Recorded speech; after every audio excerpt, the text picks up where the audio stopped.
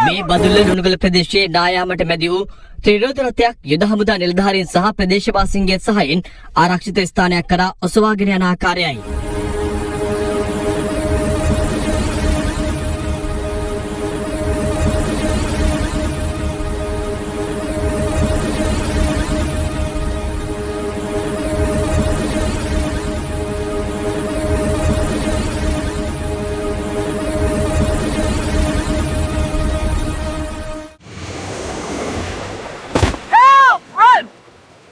මේ බදුල්ල ලුණුගල ප්‍රදේශයේ නායාමට මැදි වූ ත්‍රිරෝද රථයක් යුද හමුදා නිලධාරීන් සහ ප්‍රදේශවාසීන්ගේ සහායෙන් ආරක්ෂිත ස්ථානයක් කරා ඔසවාගෙන යන ආකාරයයි.